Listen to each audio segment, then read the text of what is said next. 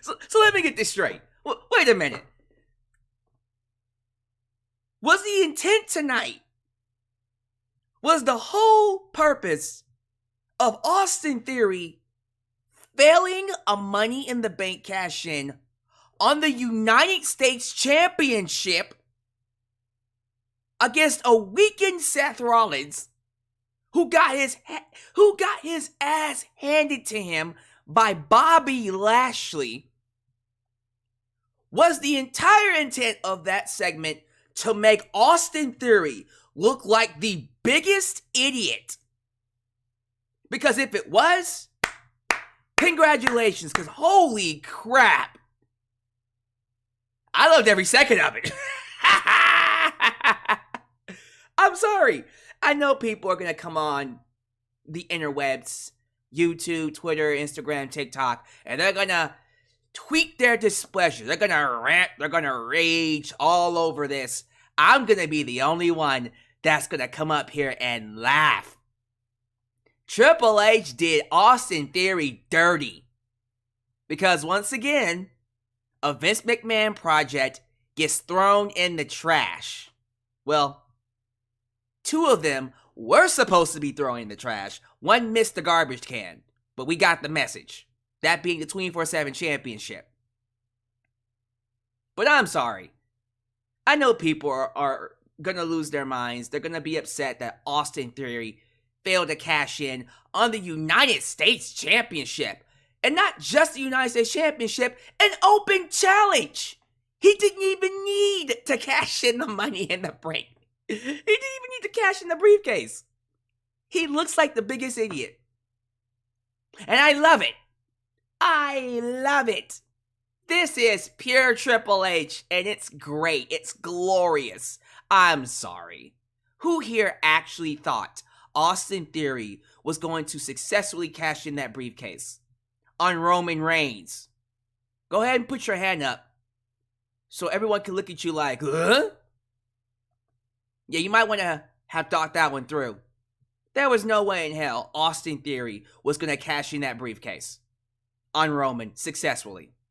So he was either going to fail against Roman or this way.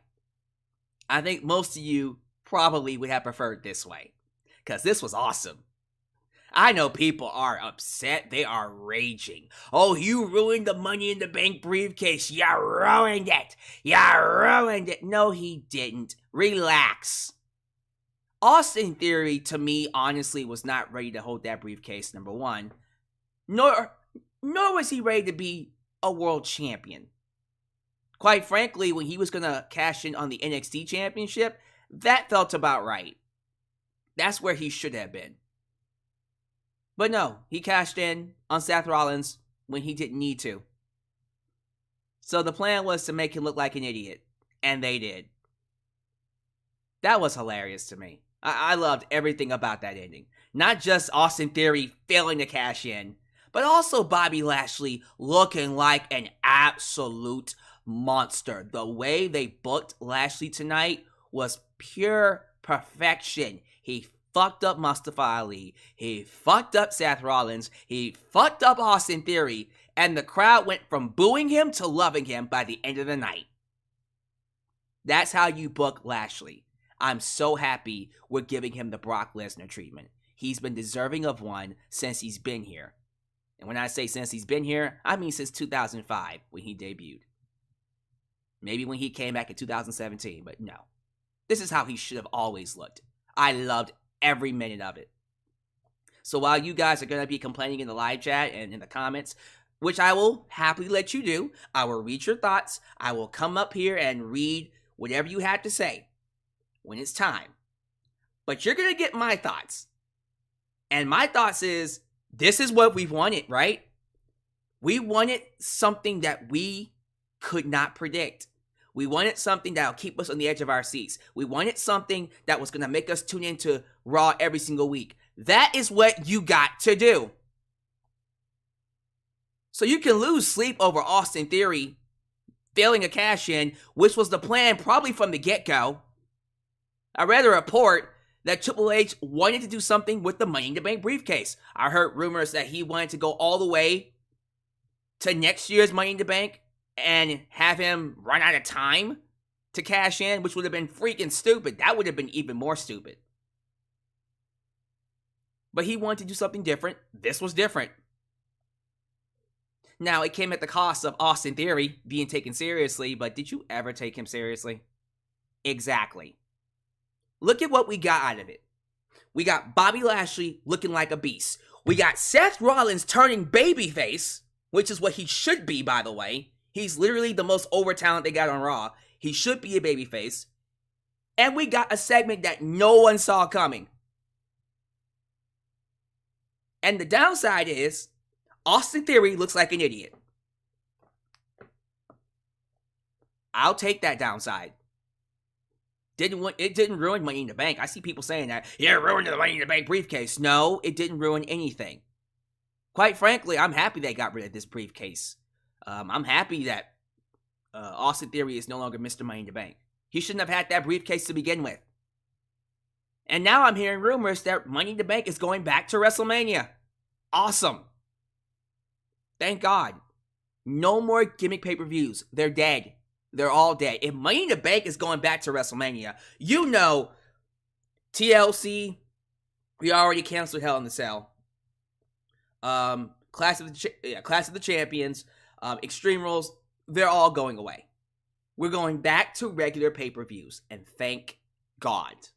It's about time we went back to actual pay-per-views. So, I have a lot to talk about, don't I? We got a lot to get into when it comes to Monday Night Raw. But before we get to that, we got to talk about Braun Strowman. Because Mr. Braun Strowman decided to open his mouth on social media, and it got him in a world of trouble. Not just with the fans, but also with wrestlers. So we'll talk about that. And whatever news I can come up with, we'll cover that as well. But thank you guys. Thank you guys so much for joining me here tonight. Right here in Alyx's World. A safe space for wrestling fans like you. I'm your host, Alyx, just Alyx. Let's pay these bills and get right to the show. If this is the first time you're watching me, do me a solid favor.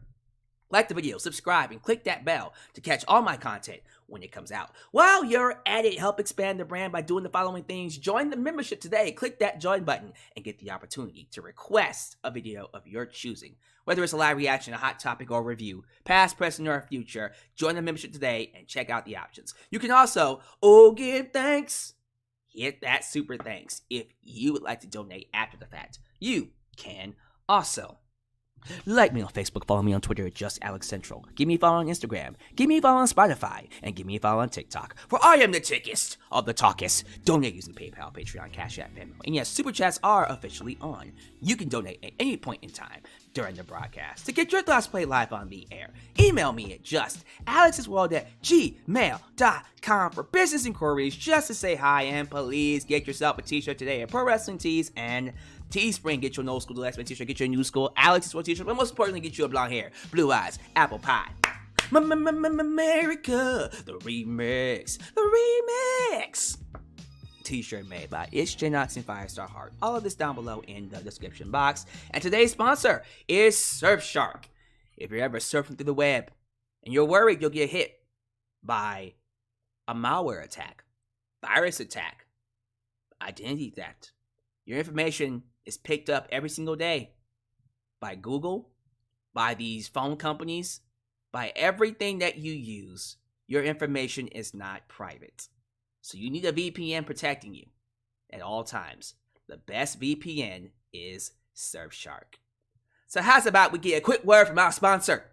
And then of course we'll get to some shoutouts. Today's video is sponsored by Surfshark VPN. When you're doing business on the web, having a VPN is almost essential, and many agree there's no better service than Surfshark. Let me tell you why. Surfshark provides you 24/7 protection from hackers, data leaks, malware, and even allows you free access to movie streaming services in different countries. I personally appreciate Surfshark's ability to block all malware websites and scan all downloads for potential viruses. You just never know what could impact your online experience, and navigating has become a lot more safer because of this service. So today, if you visit the link surfshark.deals/justalex and use the promo code JustAlex, you not only get 83% off your monthly payments, but you'll get an extra 3 months for free. This is a massive deal that many of you should take up while it's here. So don't wait, feel safe, get protected by Surfshark today. Alright, ladies and gentlemen, welcome. I see a lot of people, over 100 people. Loving it. I'm loving it. You know what I would also love? I would love for all of you hundreds of people in the live chat to like the video. I currently see only 52 likes. It is imperative, and I will be doing a live stream this week because I do need to talk about this. The algorithm has changed, and you guys are really going to be able to help me out in terms of growing my channel. Now, the way to do it, there are so many factors that go into it, and these factors I have to explain in a separate live stream. So it will either be tomorrow or Thursday. I can't remember when I scheduled it, but just look out for it. But one of the things I will say in that video is how important the like button is, and I really, truly mean this.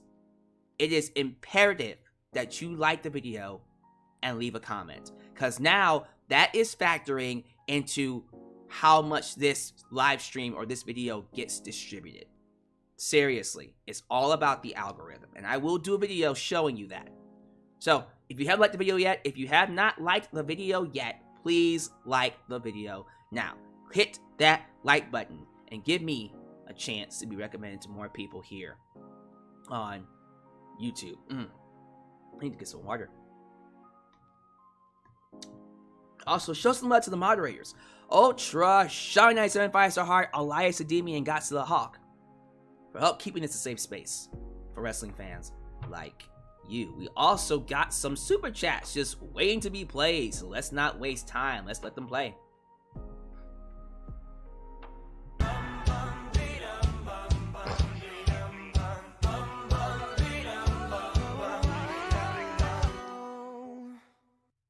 Guess I'll take a break from WWE till the Rumble.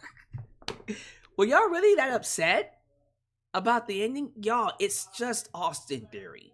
He's fine. He will be okay. Isn't he like in his young 20s? This isn't gonna kill him. He'll be just fine.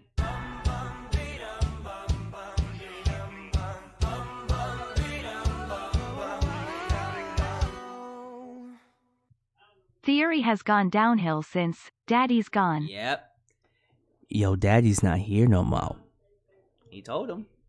Roman told him. Roman Reigns told him his daddy was not here anymore. But yeah, I'm probably the only person that wasn't that upset about the cash-in being failed. Or the failure of the cash-in. Him failing to cash in. I don't know how to phrase it, but you know what I'm talking about. Regardless, I would love to hear your thoughts. I'm going to start giving some shout outs to the lovely people here in the live chat. I see 77 likes, and we are slowly climbing to, well, I was at 150, then it just dropped to 127. See, these views are just all over the place, but thank you for those who do like the video. It is very imperative that you do like the video. It helps out. Thank you to the following people. We got Big MGM, who is furious over the cash-in. Valhalla Erickson, DD Original, 31, Joseph Winters, Khalil does everything. He says, nah, Seth turned babyface and Bobby turned heel, so a double turn. Absolutely. Although I argue that Bobby looked like a beast. You know what I mean? I feel like Bobby actually looked good to the point where it didn't really come across as him. How do I put this? Yes, he's a heel, but he's a cool heel. He's those type of heels that fans like.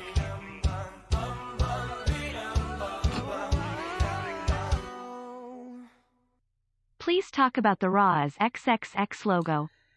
Oh, the Raw 30th anniversary logo. Yeah, we'll hit on that first. We'll hit that up before we get to Strowman. People saying I'm the GOAT, why thank you. I appreciate that. I appreciate that very much.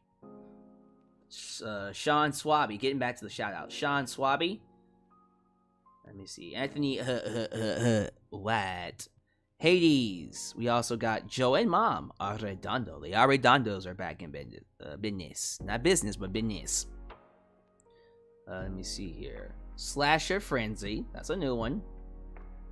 We have a name that just says period. Like period. I kind of like it. Period. Period says, can I be blunt here? I ain't mad at the fact that he failed to cash in and lost. It's that Austin wasn't presented as a threat with that briefcase. Hell, the moment he won it, that was the peak. Yeah, that was the point. I don't think he was ever supposed to be taken seriously as Mr. Money in the Bank. Which is why I wasn't that upset that he failed. I know people are losing their minds over it, but I'm not. I'm like, alright. He failed. He wasn't going to beat Roman anyway, so I don't know why people are losing sleep or getting angry. It's not worth it. It really isn't. It didn't kill the Money in the Bank briefcase. Quite frankly, I'm surprised he even got it. Let me see here. We also got JJ Bulldog. That was a great episode of Raw. Plus, Mia Yim is back. Our girl, the HBIC, definitely came back and got a lukewarm reaction because this crowd was not very good.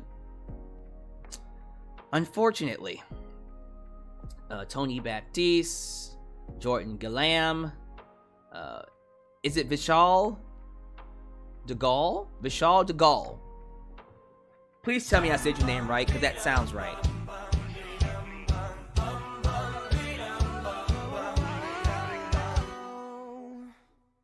The crowd is the cure for insomnia. Tell me about it. That crowd was oof. Oof. Billy says hit the like button. Do what Billy says. Billy said hit the like button, hit the like button. Oh, let's do 5 more. The Social Deviant. I love that name. The Social Deviant. Theory had to drop the briefcase. He isn't clicking with the crowd. That's how it seems to me. Vince was trying to make Theory the WWE version of Sammy Guevara, and it failed massively. Minako, 42. GP Adult. Super Blue, haven't seen you in a while. Some just got the ban. Some just got the ban? Oh, we had a troll. Good work. Good work in getting rid of that troll. And last but not least, let's give it to John Beal II, who says, hey, Alex, you want to play with Nikki Cross? Nah, I'm good. You can play with her. Nah, man, I ain't trying to mess with her. She crazy. Not crazy, but crazy. It's a difference. See, crazy puts you in the mental hospital. It puts you in a happy hotel. Crazy is the type of person you run away from, because ain't nothing gonna hold her back. So, alright, let's pause Super Chats. Thank y'all for being here. I'm looking at 150 people. Let's keep going. The more you like the video, it's gonna put my video out there. So, I know people have been asking me to talk about WWE RAW is porn. So y'all just went, huh? You'll get the joke in just a second. So it was announced, was it today? It was either today or sometime yesterday that WWE Raw will be having its 30th anniversary, and they just came out with a logo. And the logo is, you know what? I'm going to just show y'all. And I'm going to just let y'all react to it, because I know some of y'all just like cackling. So here you go. Here's the logo for the 30th anniversary of Monday Night Raw.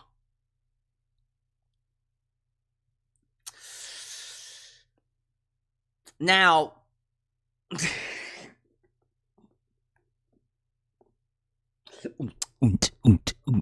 sorry. Now, we all said we wanted the Attitude Era back.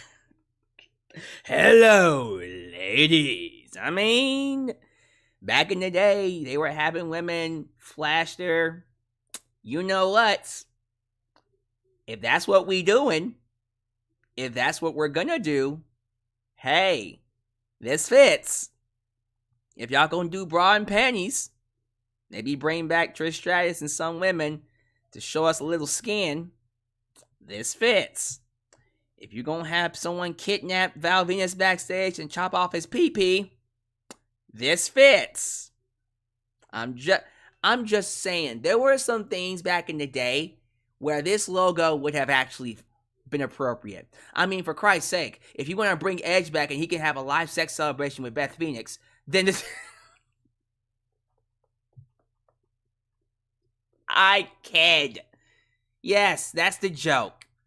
Triple X, we all know, represents bound chicka wow wow. We know. Okay? Which is why this is funny. But clearly, Raw is 30 is what it's trying to say. But since we're children, we have to see it a dirty way. Personally, being serious, I think it looks great. I think it's perfect. I like that we're going back to the... Is it Hammerstein Ballroom? Or is It's not the Hammerstein Ballroom. That's ECW. Manhattan. Is it the Manhattan Room? The Manhattan Hall or something like that? It's in the same building. It's literally the same building. Just a different part of it. Well, wherever they're going to. It's the same original building that they did Raw back in 1993.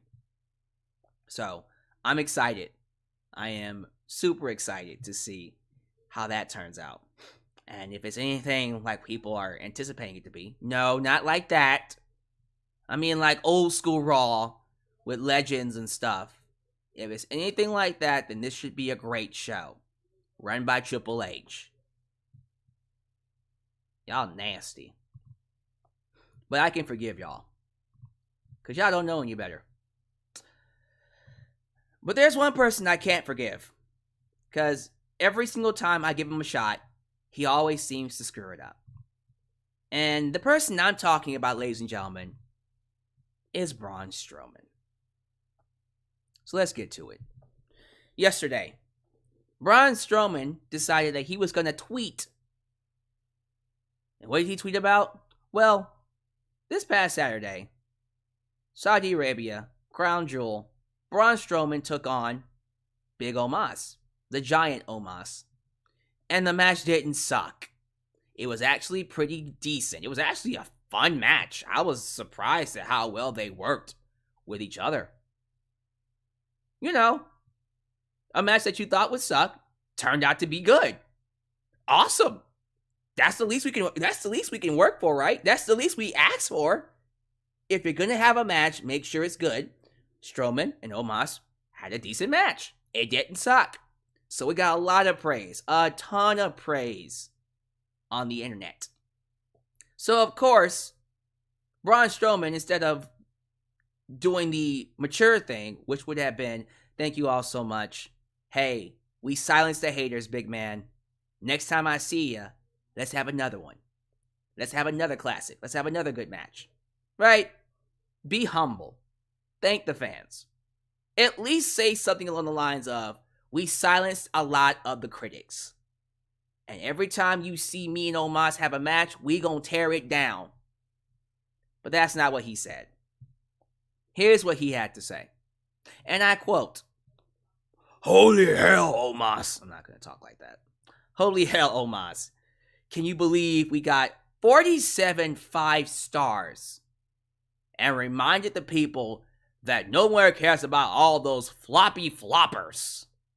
Giants and monsters are better than flippy flipper bag your groceries at Kroger. Hashtag airport test.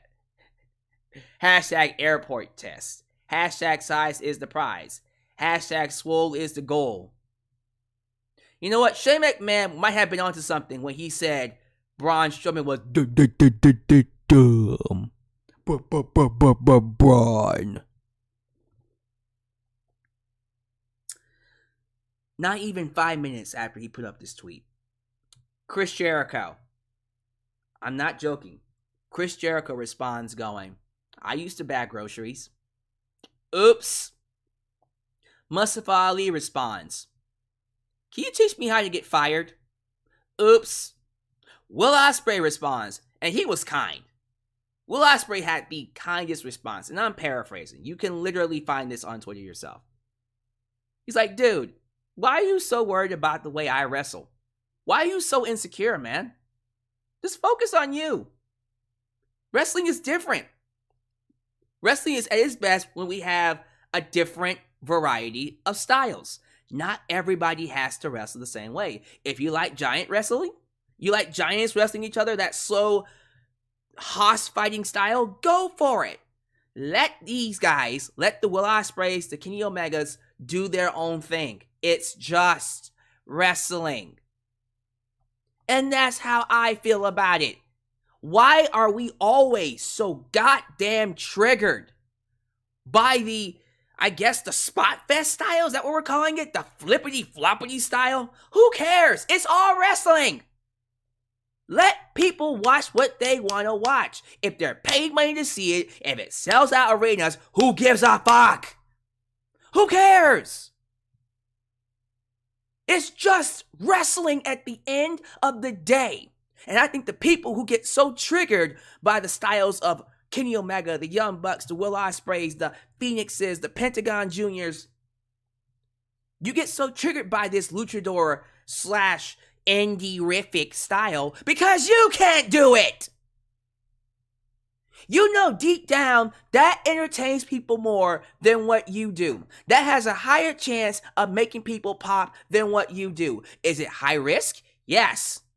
Is there a chance you'll injure yourself more? Sure. But that is their choice. Stop trying to tell people what is wrestling and what is not.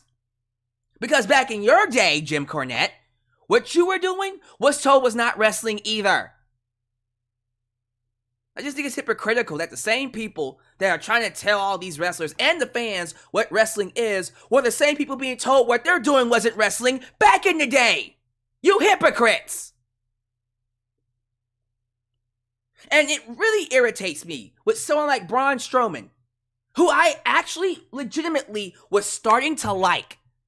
I was really getting behind him. Man, he came back, got a great reception from the crowd.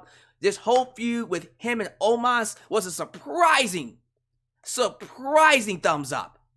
I enjoyed it. I've been enjoying Braun Strowman. And then I was reminded almost immediately what a fucking jerk he is. And what a dumbass he is. Why are you so insecure about a style of wrestling, dude? Who cares? Focus on yourself. If you really think your style is what draws money, then be the best at it and prove us wrong. So, as soon as everybody came after his ass and everyone lit his ass up, Strowman decides to retort. Yo, all my brothers and sisters, I'm not finished with you! Literally says, yo, all my brothers and sisters in the locker room. No matter where you came from, I have mad respect. We have all worked very hard to be where we are. And all are here for a reason. Take a joke, IWC. Oh, okay. Yeah, now it's a joke. Oh, I was just kidding. I didn't mean that. Y'all come at me nonstop, and the second I fire back, y'all melt. Shut the fuck. God, I'm not even gonna entertain this. Here's what happened. You backtracked because you said something stupid. Probably what really happened was Triple H called his ass and went, what the fuck was that? I brought you in, and this is some dumb shit this is the dumb shit that you did? Maybe you need to go back to controlling your goddamn narrative, Control that narrative, you asshole. You made me quote Velveteen Dream. Yeah, Triple H probably called his ass and said, what the fuck is wrong with you? Like, are you trying? Are you trying to get fired? Bruh, those same flippity floppity floppers that you're ranting happen to work for us, you idiot! They're your colleagues! The Ricochets, the Mustafa Ali's, the Cedric Alexanders. The Usos happen to be flippy floppy floppers. The Garganos. That's your roster, you idiot! God, man, like this man can't help himself. He likes to put his foot in his mouth, and instead of owning up to it and apologizing, because I put my foot in my mouth a lot as well. Everybody does. It's Twitter. We all say stupid shit. But at least when I do it, I own it and I apologize. And then I don't do it again. Every single mistake that I've made, I've owned up to it and I've done better. Or at least tried to do better. This man, he can't even own his own mistakes. When he says stupid shit like the first tweet, then he wants to backtrack. Oh, it was a joke. No, it wasn't. You meant every single word that you said the first time. And now that you caught the smoke, and you realize you didn't want the smoke, you backtracked. So congratulations, you idiot. Give me your thoughts about Braun Strowman. People just making dumb decisions, man. Seriously, real talk. I'm looking at 170 people live. We're at 94 likes. Get them likes. Like I told y'all, there is a correlation between the likes and the amount of viewers. Get me to 100 likes. I guarantee you get me to 100 likes, that might actually hit 200. I would like to actually do a Raw review in front of 200 viewers. So get me to 100 likes. We're just 6 away. We're 6 away from 100 likes. But here we go. Monday Night Raw, ladies and gentlemen. Let's get right to it. Overall thoughts of Monday Night Raw. If I can be transparent with you, I thought the show was good. But I thought the crowd sucked. And I think the crowd hurt the show from coming across as good as it was. This is what happens when the audience isn't invested in what you do. And they were weak throughout the entire show. And it sucks because the stuff that was awesome would have been legendary in front of the right crowd. I'm talking, first off, the main event was fucking ridiculous. That should have gotten all kinds of heat and all kinds of crazy reactions. The interaction with Io Sky and Asuka is my favorite thing on this show. Oh my god. Please give me a one-on-one feud between those two. Stop teasing me and give it to me. Please. Give it to me. I want it. Give it to me. Give it to me. Give me what I want. If you want to be my lover. I'm bringing it back. I'm going to bring it back for moments like that. So many great things about this show that I thought didn't get any love. Just getting right into it.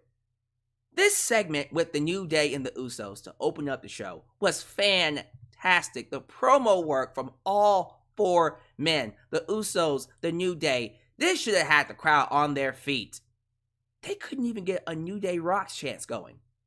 This crowd was bad, man. Why would you pay hundreds of dollars to sit on your hands? Why would you do that?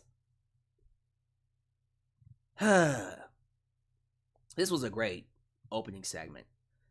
Let's just, I guess, run down what happened.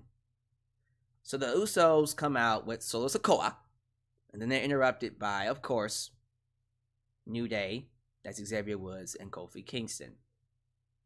And the Usos give them their props as multiple-time tag champs with lit, and they did say lit, merchandise. And they're proud of them. It must feel good to be the second best tag team in WWE. Because you the twos, and we the Woods. Woods starts talking. Woods talks about second best and says, as long as they hold the record, the Usos are chasing them. Oh, this is when it gets good. Xavier accuses them of building their legacy on the backs of their family, while the New Day had to build it off of their own backs. They had to start from scratch. Jimmy says that they turned up the pressure on them. Because, you know, y'all in the Samoan dynasty. Y'all can't just come in here and just do whatever. You can't suck. Otherwise, they gonna let you know that you real suck. That you really, really, really suck. Unless you're Nia Jax. But anyways, they've never been in the ring with their dad or their uncles. But they've been in the ring with the Wounds. And they lost. But the New Day is all like, pressure? New Day says pressure is sitting in catering every week, not knowing if you're going to get fired. It's building a YouTube channel just to get noticed at work. is putting together the most important three-man group in wrestling history and getting booed for it. Coming out, telling the world that you're dancing preachers, and somehow managing to get that over. Don't dare talk to them about pressure. See, at this point, the crowd should have been on their goddamn feet. And then Jimmy Uso looks at Kofi and says, if it wasn't for us, if it wasn't for y'all fighting the Usos, there would never have been a Kofi Mania. And I went, damn, which is true. It's true. Can you honestly argue that Kofi would be even in that spot if it wasn't for a series of matches with the New Day? And also Mustafa Ali getting injured. But still, we're not going to talk about that. But Kofi responds. He tells his opponents on Friday, of course, that they're going to be fighting for. He tells them what kind of father he'd be if he went home and told his kids he forfeited a match. To them, this is just another check mark on the achievement list. This represents them overcoming being saddled with a preacher gimmick. This is a lot more to the New Day than the Usos. It represents them clawing and scratching to get some semblance of success in this industry, only to be told they suck. It represents what may very well be the last time New Day was whole, so they won't forfeit this record. They're going to defend it. This was a fantastic promo. This was awesome. I have no idea why the crowd was silent. They should have been going crazy for this. But that's not what happened. We didn't get that. But you know what they went crazy for? Matt Riddle. Matt Riddle came out there randomly, and so he's carrying around a bong. Bongos, by the way. Not an actual bong, but follow me. He's all like, hey, yo, you want to hit my bong? Get it? 420 joke. So he's all like, come hit my bong. Hit, pass, bruh. So they go around hitting the bong. Hit, pass, hit, pass. Jimmy Uso was hitting it real hard. Get it? Get it? Sorry, it's so on the nose at this point. I'm just like, oh my god, okay, we get it. You like to smoke. God damn it. You like that weed. Anyways. They turned it into a 6-man tag. It was Solo Sikoa and the Usos taking on the New Day and Matt Riddle. And Matt Riddle ate the pinfall to Solo. And the Bloodline get the victory. Match was super long. Like, super long. It went like, 3 commercial breaks? 2 or 3? It was a long-ass match. How about that? But, it was good. It was just long. Can't really say it was a waste of time or nothing. They did a great job setting up their match on Saturday. The Usos will be defending the Tag Team Championship against the New Day. And if they beat the New Day, they will have officially beaten the New Day's record. So I am fine with them doing a rematch because of what it represents. That match is going to be good. Real good. All right, so let's just skip through some of this stuff. JBL comes out with Baron Corbin. Corbin beats Cedric Alexander. I loved seeing Cedric on my television, but come on. Look, I've already talked about this before in previous streams. I don't mind quickly recapping it. I think JBL is actually hurting Baron Corbin. He's a hindrance. I was hopeful that JBL would put heat on Baron Corbin. He's doing the opposite. He's taking away the heat. He's siphoning heat from Baron Corbin and putting it on himself. JBL is an amazing heat magnet. He's too good. He's so good that he's making Baron Corbin look even more irrelevant than he did before all this. I'm serious. Like, Baron Corbin feels like nothing. Because the heat magnet is JBL, not Baron Corbin. Now, if Baron Corbin was like the manager and he was putting heat on JBL, that would be different. But you're having JBL go out there and say Baron Corbin is the wrestling god of this modern generation. And no one believes that. When JBL said it, it fit his narcissistic gimmick. Of course he believes he's a wrestling god. He's a narcissist. It doesn't make any sense for anyone to believe that Baron Corbin is anywhere close to a wrestling guy at all. It's not interesting when it comes to Baron Corbin. And it's another gimmick that they've tried to put on Corbin to make work, and it just doesn't. It just doesn't work. The only gimmick that has actually worked, the only two gimmicks that have actually worked with Baron Corbin is Bum-Ass Corbin and the Lone Wolf gimmick. Everything else has sucked. Seth Rollins comes out to issue an open challenge for the United States Championship. And it's answered by Finn Balor, who wants payback for Rollins taking away his championship, and AJ Styles. So I get excited.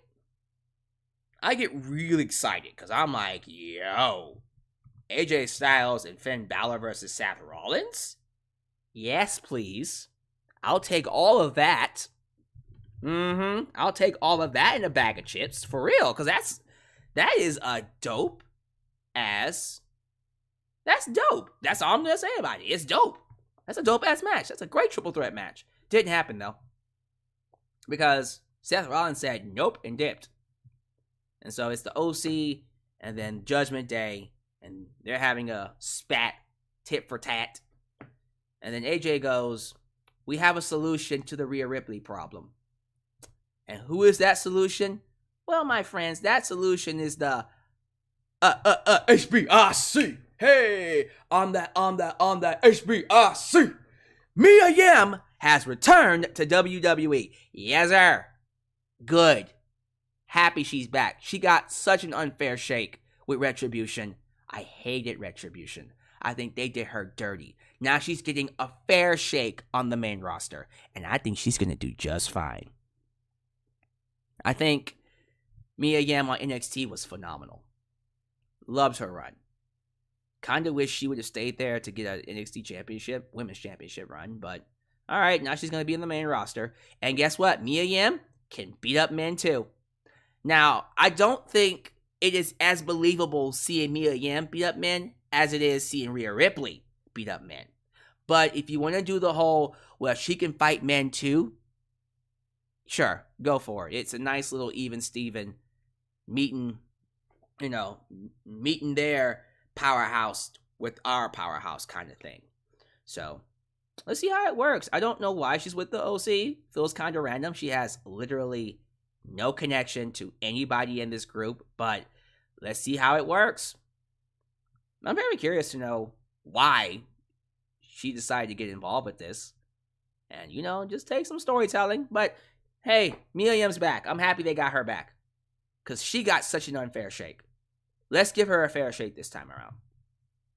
So give me your thoughts about that. I'm very curious to know what y'all have to say about the return of Mia Yim. Okay, Elias beat... No, he did not beat. He lost, excuse me. Tells you how much this mattered to me. Elias lost to Otis.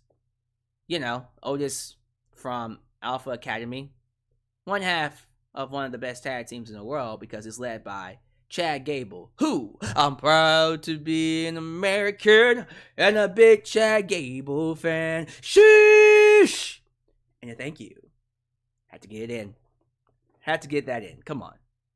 But yeah, Otis defeated Elias. Can we go back to Elias singing and dissing people? I haven't walked with Elias in such a while. And him being a wrestler doesn't work as much as him being an entertainer. Some people are just meant to entertain. That's all I'll say. That's all I'll say.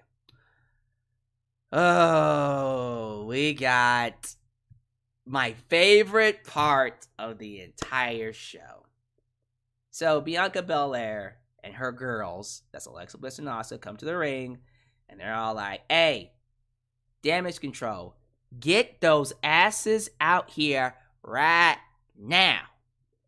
Get those asses out here. We ain't scared of y'all. We tired of y'all talking shit. We tired of y'all talking that mess. So, Damage Control comes out, and Bayley, for the record, is fucking depressed. She's down. She's downtrodden. She is not in a good mood. She doesn't want to talk. She's upset. She's sad that she lost the women's championship. Thank you. That was one of the things that was irritating me about Vince McMahon, how you can lose a match and they come out smiling. I hated that bullshit. No. She came out depressed, angry, upset she lost. Relatable. Great character work. Even on commentary. When they had her on commentary later on in the night, she was just depressed. She didn't want to talk because she lost. And I think that's great storytelling. I think that actually, shoot, we haven't gotten that with Bayley in a long time. I think that actually helps her.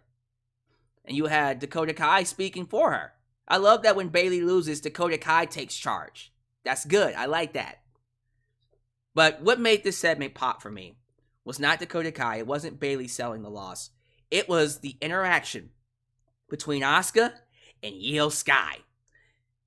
So Asuka gets on the microphone and then she starts talking in Japanese. And then she looks at Io Sky and starts spitting. She starts insulting her ass in Japanese. And then Io Sky gets on the microphone and starts insulting her in Japanese. And the next thing you know, they're just going back and forth with Japanese saying, no one knows what they're saying. But the crowd is hyping them up. Bianca and Alexa is hyping them up. Freaking Bayley is about to corpse. And Dakota Kai is like, what the fuck is happening? And I'm in the background going, yeah, son. She said your vagina stinks. I know what she said. But Asuka was really going in. And they were just saying all that stuff. And then Io just looked at her and went, bitch. And then they start fighting. I thought that was amazing. Bro, I need this feud to happen tomorrow. It needed to happen yesterday. But I need it to happen tomorrow. I want it. I need this feud. I need Io Sky and Asuka to happen. A feud, one-on-one. Because quite frankly, these two are selling hell games. Wrong one. They're selling war games. Hell games is different. I think I mean cell games. But anyways, there is probably hell games in there. That doesn't matter. It's neither one of those things. It's war games. War games! Io Sky and Asuka are selling war games for me. They are single-handedly selling this for me. I love it. I want this feud. Give it to me. This was fantastic. The best part of this show was these two women. They don't know what they got with Io Sky and Asuka. You let them go out there and tear each other apart, it's going to be phenomenal. No pun intended. So, yeah, if y'all can give me an actual translation of what they said, I would love to read it. Like, someone in the live chat, if you understand Japanese, give me a live translation of what they said. You can tweet it to me, you can just put it in the live chat, and I'll read it. I'll read it. I swear to God, I'll read it. But that was so good. War games!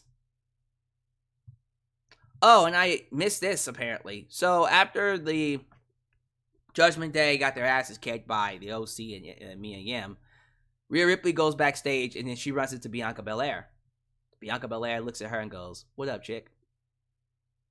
And Rhea Ripley's like, what up, champ? So they basically tease that's the feud they're going to do. That's where they're going after war games. Sounds good to me. Not mad at that whatsoever. Austin Theory defeats Shelton Benjamin, so at least he got a victory, right? At least he got a victory. And Shelton Benjamin got on TV. Hey, wait a minute. Shelton Benjamin, Cedric Alexander, Bobby Lashley. Are they doing it? Are we gonna get it? Is it time for it to return? Please bring back the Hurt Business. Someone clip this and put it on TikTok or put it on Twitter, wherever you want to put it. Triple H. Papa H. I have literally done a 180 in terms of my enjoyment for wrestling. AEW has gone straight downhill. And it doesn't seem to be getting better with Jeff Jarrett over there now. Ugh. They're trying, but I don't know. It's not the same company. I have completely turned a 180 And I think WWE is kicking their ass. So, by me acknowledging that, I deserve something. You're talking to someone who was the #1 AEW fan. I need something in return. What that return is? The return of the Hurt Business. Not Hurt Business.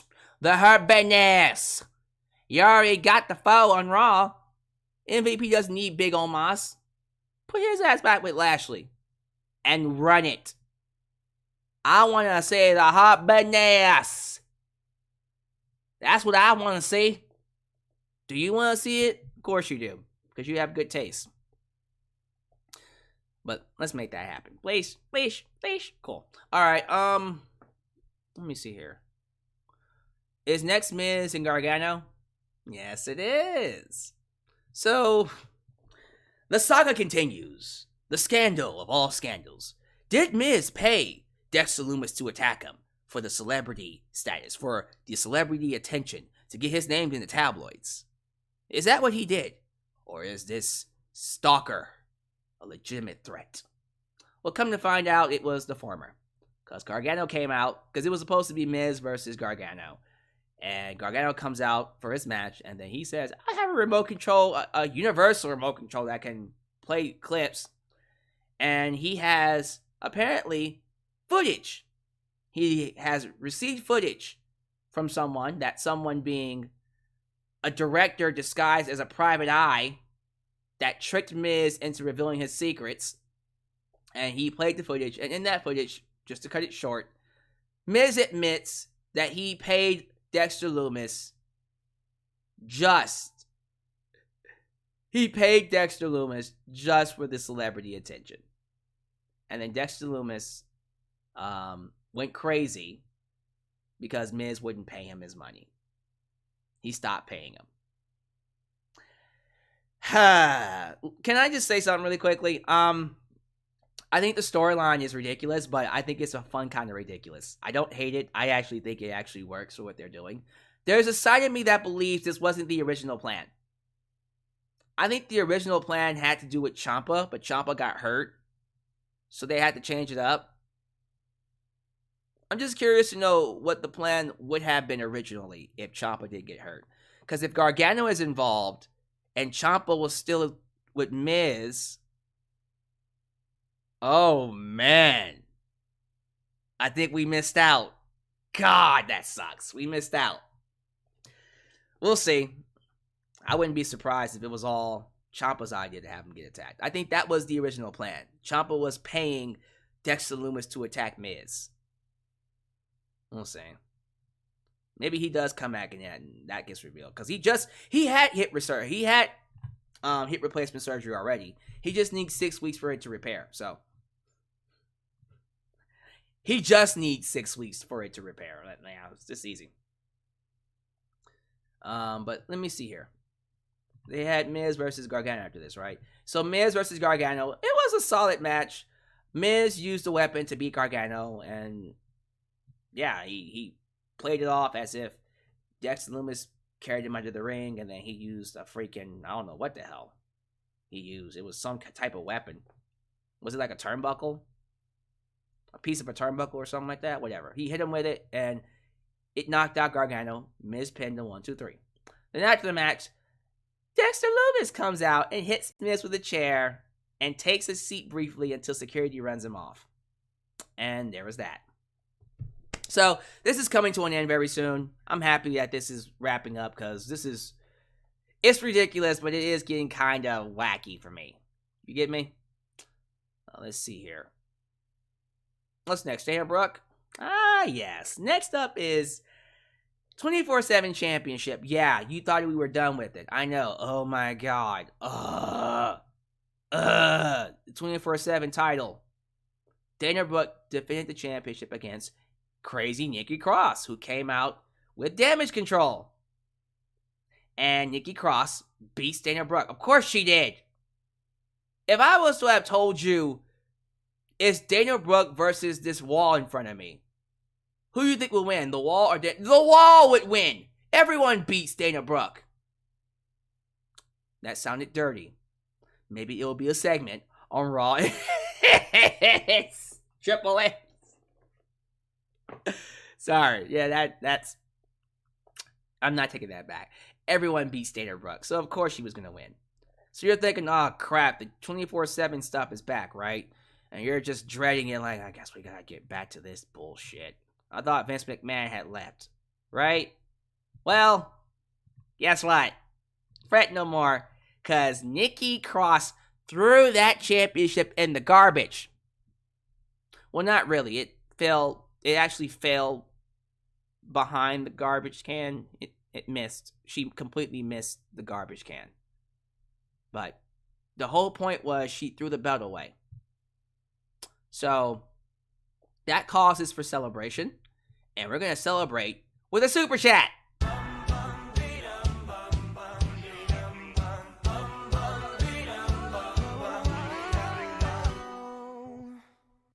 One of the many reasons I'll never have Twitter. Lol. Yeah, and Elon Musk. Anyways. Yeah, thank you. Thank God. No more 24/7 championship. That shit is gone. It's gone. We will never see it again. It is gone for the rest of our lives. It was a garbage contraption. It was disgusting. It looked like shit. If you wanted to do a 24/7 championship, bring back the hardcore title, goddammit. But yeah, that title's no longer here. It's done. No more hokey dokey, cartoony. That's all, folks. No more of that garbage. It's done. It's gone. Thank God. Statement made by Papa H. No more 24/7 championship. And Nikki Cross just became my favorite female wrestler on Raw. Thank you, Nikki. Thank you, Nikki. Thank you, Nikki. Come on, let's get a Nikki chant. Let's get a Nikki chant. Let's get a Nikki chant in the live chat. Come on. Thank you, Nikki. Come on now. Y'all know it's the right thing to do. Alright, is it time? Is it time to talk about the main event of the evening? Oh, it's time. It's time. It's beta time.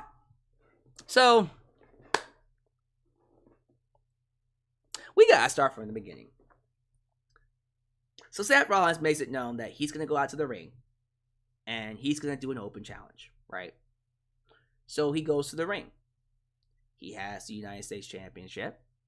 He tries to get the crowd into it, but the crowd is dead. Why did y'all buy your tickets if you weren't going to react to anything? But he comes out. He says, whoever wants a shot, come on down. Mustafa Ali appears on the Titantron. And you go, that makes sense. He's been trying to get a title shot for months now, so of course, right? But then Mustafa Ali gets attacked by Bobby Lashley. He just gets yanked off the freaking screen. And then Bobby Lashley's all like, what's up, bitch? Remember me? You know, he didn't say that, but he looked like that. And he looked intimidating. He looked fucking terrifying. Mustafa Ali tried to attack him because, you know, Bobby Lashley came out of nowhere. Bobby just grabbed his face. He palmed his face and then hurled his ass over some crates. It looked fucking awesome. And he told Seth, you fucked me out of the U.S. title. Now I'm going to do the same to you.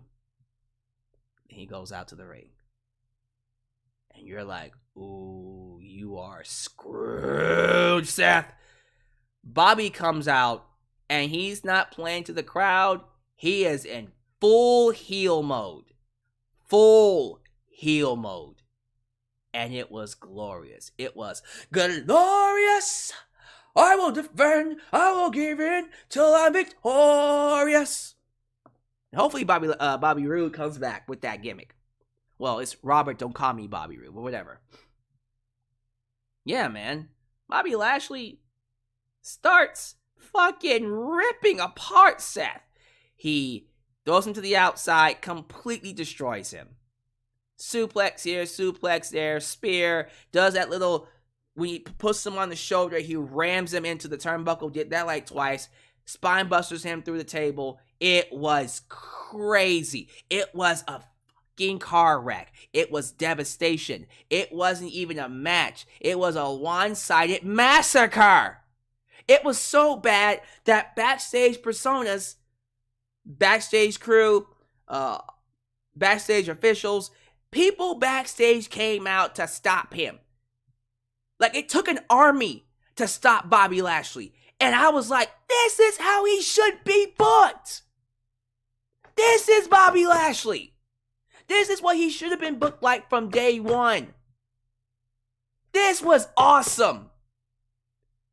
And the entire crowd was booing him because of him attacking Seth Rollins. So it got the job done in terms of getting people to sympathize with Seth. Although he deserved it. But Bobby was such a menacing presence that fans just wanted to see Seth not get hurt. That was the idea. It wasn't the idea that Seth Rollins didn't deserve it. It's that Bobby was going too far. Bobby was trying to maim, injure Seth Rollins, believably. And it worked. Fans took it hook, line, and sinker. It was phenomenal. Bobby went back up the ramp, and out walks Austin Theory. Now you're thinking to yourself, he's not gonna cash in the briefcase on Seth Rollins. He's just coming out to tease it, right? He could, but he's not. He doesn't need to cash in. It was an open challenge. You don't need to cash in. Right? Right? He actually cashed in the briefcase. He gave the briefcase to the referee and said, I'm cashing in the briefcase on Seth Rollins for the United States Championship. And in my head, I'm going, why? It's an open challenge. He's been saying it was an open challenge throughout the entire night. This is a waste. So even if you win, you wasted your briefcase. You could have won the title and then cashed it in when you went for the WWE Championship. Now, I know I spent a good 10 minutes at the beginning of the show telling you that I do not believe Austin Theory could have believably cashed in on Roman Reigns and beaten him. And I still stand by that. But from a character standpoint, from a fan standpoint, this was an idiotic decision. This was stupid. And again, if that was the intent, Jesus Christ, you made him look like an idiot. But okay, he cashes in on Seth Rollins, and Seth Rollins sells like a goddamn pro for Austin Theory. Jesus Christ, he was a total babyface in this match. Total babyface. He took a beating, took Austin Theory's finisher, took everything. And he worked the match like 2018 Seth Rollins. It was phenomenal. It was great. I loved it. I thought it was great. Then Austin Theory hits the A-top down. That little knee breaker, the face to knee breaker. I don't know what the hell he calls it, but he hit him with his finisher. Pins him 1-2. Then Bobby Lashley comes back out, pulls out the referee, and then Lashley proceeds to beat up Austin Theory. And you're like, what is happening right now? I thought you was trying to screw over Seth Rollins. But no, he said, fuck this. I'm going to come out and beat up everybody. I'm going to destroy everyone. I'm going to wreck shop and let people know this is my house. And Jesus Christ, did he fucking do it. It was phenomenal. And it's crazy. The crowd was booing. Like, legitimately booing the piss out of Bobby Lashley when he was beating up Seth Rollins. But when he was beating up Austin Theory, they cheered him like a mofo. They was cheering him on, watching him beat up Austin Theory. And then he walked back a babyface. That's how crazy this is. He walked out a heel and then walked out a babyface because he beat up Austin Theory. And the referee was getting ready to count Austin Theory out. He goes 1, 2, 3, 4, 5, 6, 7, 8, 9. Austin Theory climbs back inside the ring And then Seth Rollins, boom, hits the curb stomp and pins him 1, 2, 3. Austin Theory fails a Money in the Bank cash-in in what is easily the most idiotic cash-in I have ever seen. And let me tell y'all something. Let me tell you something. I loved it. This is what I'm talking about. You got to give people a reason to want to watch every single week. No one saw this coming. No one saw this type of booking coming. Some of you might say, yeah, because it's dumb. Yeah, it's dumb. But you know what? I loved it anyways. Austin Theory was not ready to be a champion. He just wasn't. And since he doesn't have Vince McMahon with him anymore, he just wasn't ready. He shouldn't have had that briefcase to begin with. So they made the right call. In my opinion, they made the right call to take the briefcase off of him. Fail to cash in and join the likes of Damian Sandow, John Cena, and Baron Corbin. You'll live. I know people are pissed off. But to me, I thought they did this right. This was a great segment. I thought Bobby Lashley looked like a monster. It got Seth Rollins over as a babyface. And he got the briefcase off of Austin Theory. I thought everybody looked good. And everyone did their jobs. And I had no issues with how this went down. Now, you'll go to other people here on YouTube that will probably say otherwise. I'm not. I love this. I thought this was great. And it also confirmed to me, and this is how I feel. I think the idea was to get that briefcase off of Austin because Triple H wants to do another Money in the Bank match at WrestleMania. That's what I think. But yeah, like, if you want to pick it apart, if you want to come up here and say that it doesn't make any sense, Austin should not have cashed in, I'll let you have that. I agree. If you want to argue that it made Austin Theory look like an idiot, go for it. I agree. I just thought it was great either way. I loved it. It was something different.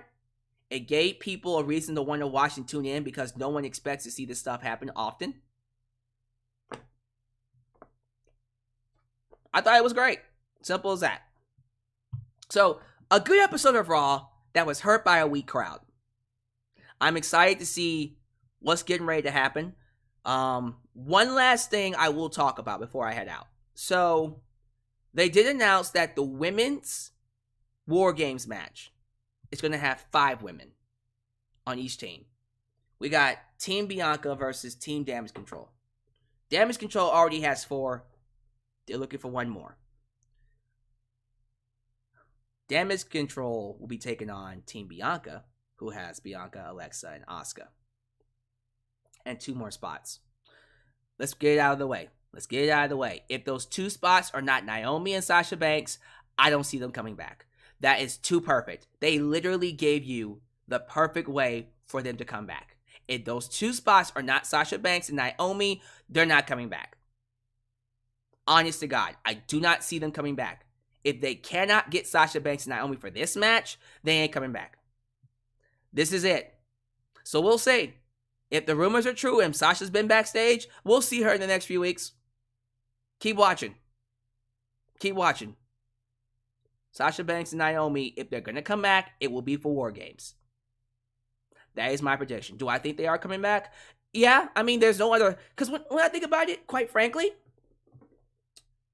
the only other 2 it can be is Becky Lynch and Candice LeRae. I don't think Becky's healthy yet. Now, they could make it work. But I don't think it's Becky and or Candice LeRae. I think it's Naomi and Sasha. But again, like, if this isn't it, they're not coming back. I see no other reason for them to come back. But who knows? I might be wrong. We'll see. That's just my thoughts. But yeah, guys, that's going to do it for me. That's going to do it for me in my review. Of course, we got 411 Mania. Crystal praises Melina. NoDQ.com. Always getting love for them. Appreciate that. Fightful Select. Plug the interview. That, of course, comes from Sean Ross Sapp, who's always looking out for me. Fightful Select got me. We got, oh Lord, Ringside News. Well, I guess everybody can plug my shit. That's fine. You know, get your clicks. I'm cool with that. WrestlingAttitude.com, SportsKita.com. I'm not kidding you. SportsKita plugged my interview. Look at that. In an interview with Just Alyx. Wow. We also got WrestleTalk. WrestleTalk.com plugged my interview. Look at this. Wow. I'm on WrestleTalk? You love to see it. You love to see it. In Sportskeeda, once again, former WWE talent willing to return after 15 years. Triple H picks up the phone. Interesting article. Wow. You love to see it, y'all. You love to see it. Some of these other websites I have no. Wrestling World Co. Wrestling Epicenter.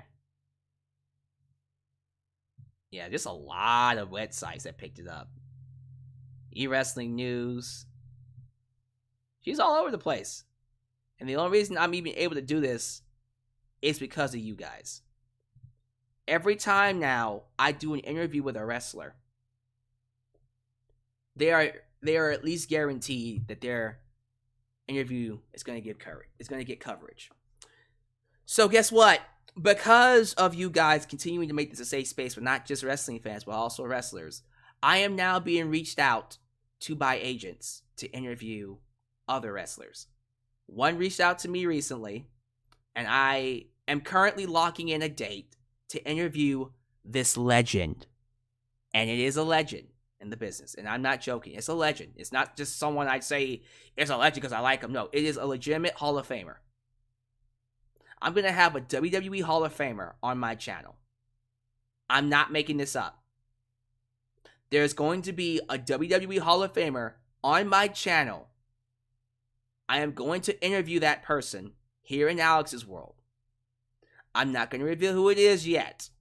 But if you want to know who it is, follow me on Twitter, like me on Facebook, make sure you're subscribed to this channel so you can catch it on the community tab. You got to stay tuned. Only a few people know who it is. I told my moderators, I told J-Nox, and I told A and B Combos. I told no one else. No one else knows. But you will know very soon. As soon as it's confirmed, I promise you, you will know. It's huge. It's easily the biggest interview that I've done. And you guys are going to love her. Gave you a little bit of a tip. Decided to give that to you. But anyways, thank y'all for watching. I'm going to go ahead and get out of here. So as you follow out, please like the video, subscribe, click the bell, catch all my content when it comes out. Follow me on social media. Twitter, Facebook, Instagram, TikTok. Help your boy grow. Keep helping expand the brand. Check out all my interviews. Check out everything. We got a lot to unpack this week.